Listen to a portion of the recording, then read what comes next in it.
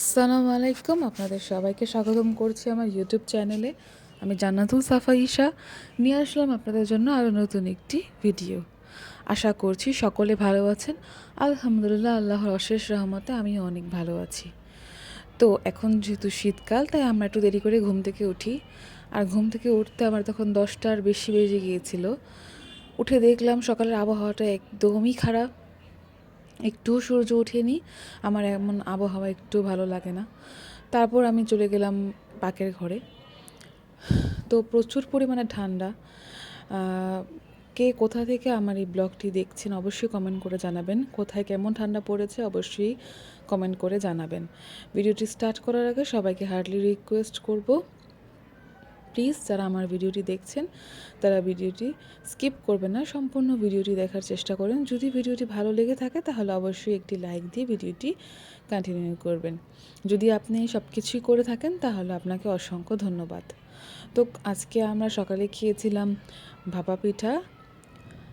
আজকে কোনো নাস্তার আয়োজন করা হয়নি, কারণ আমাদের বাসায় প্রচুর পিঠা ছিল আর সেগুলো খেয়েই আমরা আজকে নাস্তাটা করে ফেলেছি। কোনো এক্সট্রা কোনো খাবার বানানো হয়নি।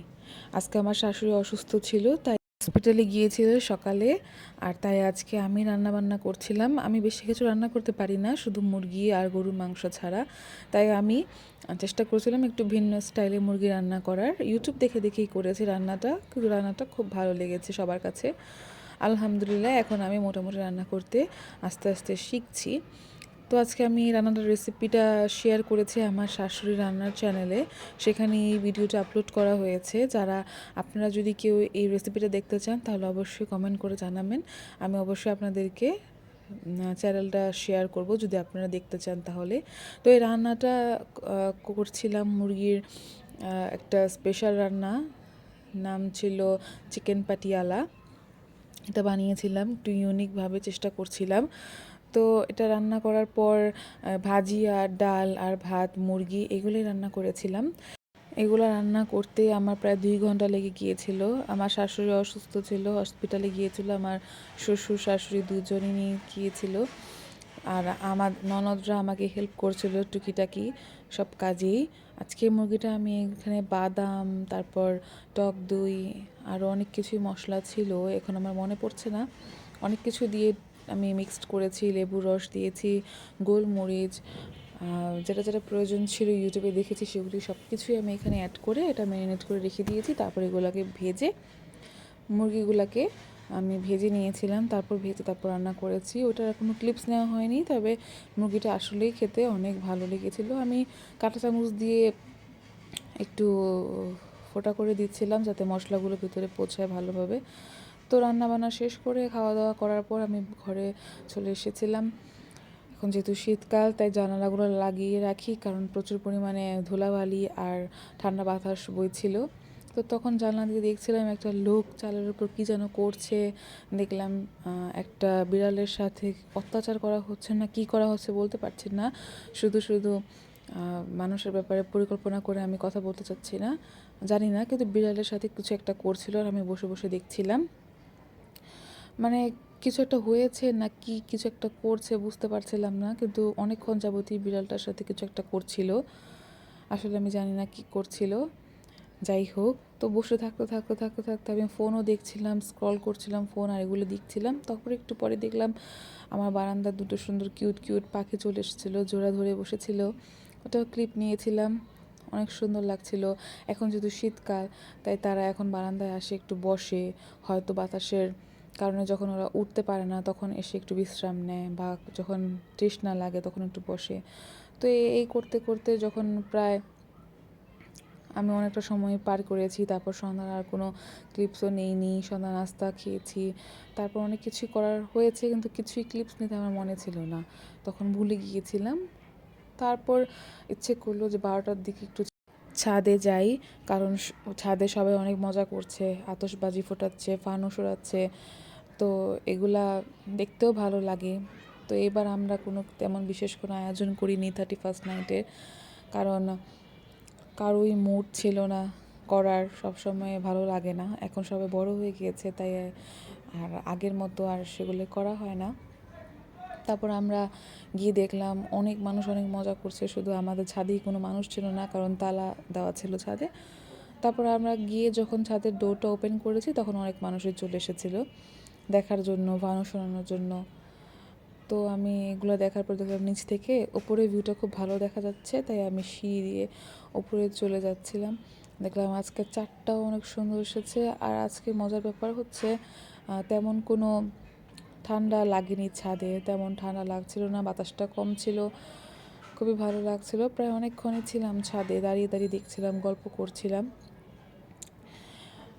এখন মাত্র 15 মিনিট বাকি ছিল, তখন 12টা বাজতে 15 মিনিট বাকি ছিল। 15 মিনিট পরে 12টা বেজে যাবে, তখন শুরু হয়ে যাবে 2026 সাল। আমি এখন যে ভয়েস ওভার দিচ্ছি, এখন 2026 সাল অলরেডি চলে এসেছে। তবে আপনাদের সবাইকে জানাচ্ছি অনেক অনেক শুভেচ্ছা নতুন বছরের। আপনাদের সবার নতুন বছর অনেক ভালো কাটুক, আশা করছি আপনাদের সবার 2025 সালটাও খুব ভালো কেটেছে।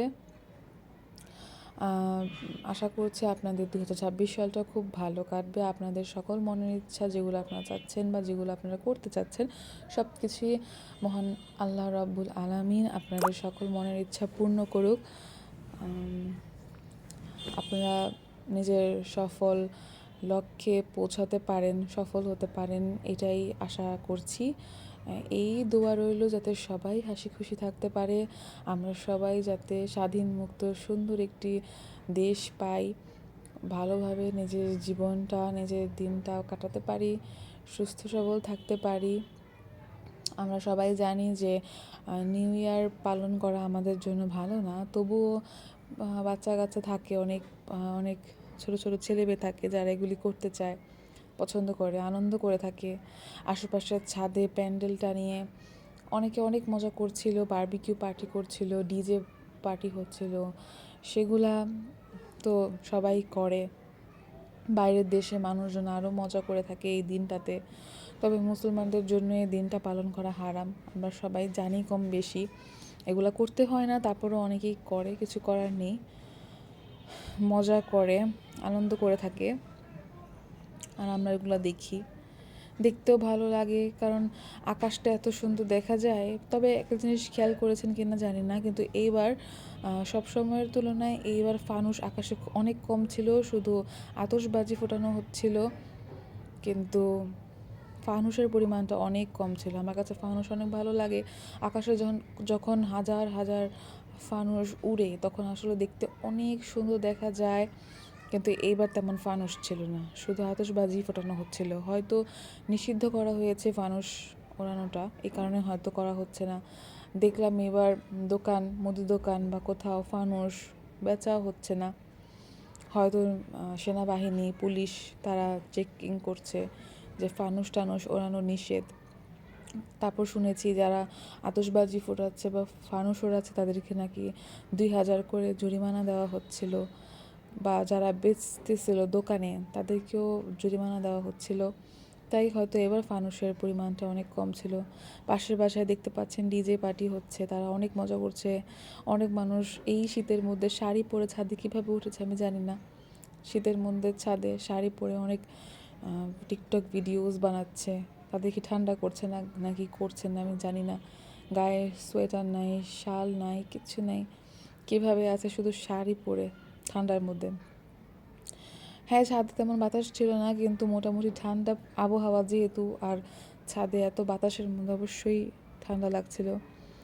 তারপরে এই ভিডিও করতে করতে প্রায় 12টা বেজে গেছিলো, তখন অনেক অনেক সারি সারি বোম ফোটানো হচ্ছিল, মানে আতশবাজি ফোটানো হচ্ছিল। সরি বাই মিস্টেক আমি বোম বলে ফেলেছি, এটা হবে আতশবাজি। তো অনেক অনেক অনেক আতশবাজি ফোটানো হচ্ছিল 12টার দিকে। দেখতেই পাচ্ছেন, বোঝাই যাচ্ছে যে 12টা বেজে গিয়েছে। সবাইকে তখন হ্যাপি নিউ ইয়ার উইশ করছিলাম। বাবার বাসায় ছোটো বোনকে ফোন করেছিলাম, সবসময় তাদের সাথেই এই দিনটা কাটাই। এবার ফার্স্ট টাইম বাসার থেকে বাহিরে, শ্বশুর বাসায় first time happy new year পালন করলাম। অন্যরকমই একটা অভিজ্ঞতা ছিল জীবনে, প্রথমবার বাবা বাসার থেকে, বাবা মা বোনদের থেকে দূরে নতুন একটা ফ্যামিলির সাথে নতুনভাবে নতুন বছরে পা দিলাম। আশা করছি সকলে নতুন বছরটা ভালো কাটবে, সবার মনোবাসনা পূর্ণ হবে ইনশাল্লাহ। তারপরে এই করতে করতে 12টা 10-এর দিকে, 12টা 15-20-এর দিকে আমরা আবার নিচে চলে যাই। তখন ঘরে গিয়ে আমি জাস্ট সারপ্রাইজড হয়ে গিয়েছি যে আমার পেয়ারি হাজব্যান্ড আমার জন্য গিফট নিয়ে এসেছে, নতুন বছরের শুভেচ্ছা জানাচ্ছে, ফুল চকলেট যেগুলো আমি সবসময় পছন্দ করে থাকি সেগুলো নিয়ে এসেছে জিমের ব্যাগে করে। আমি তো দেখিনি, যখন সে বার করছিল আমি জাস্ট শকড হয়ে গিয়েছিলাম। আমি অনেক খুশি হয়েছি। আমার তার উপর প্রচণ্ড রাগ হচ্ছিল যে এবার হ্যাপি নিউ ইয়ারে সে আমাকে কিছু দিচ্ছে না কেন, কিন্তু সে আমার জন্য ব্যাগে করে চুপে চুপে নিয়ে এসেছে, সারপ্রাইজ দিয়েছে। আমি অনেক খুশি হয়েছি, আমার অনেক ভালো লেগেছে। Thank you so much for this beautiful gift. তারপর আজকে রাত্রে বিরিয়ানি রান্না করা হয়েছিল, বিরিয়ানি খেয়েছি রাত্রের খাবার। আজকে ভিডিওটি ছিল এ পর্যন্ত। ধন্যবাদ সবাইকে। আল্লাহ হাফেজ। আসসালামু আলাইকুম।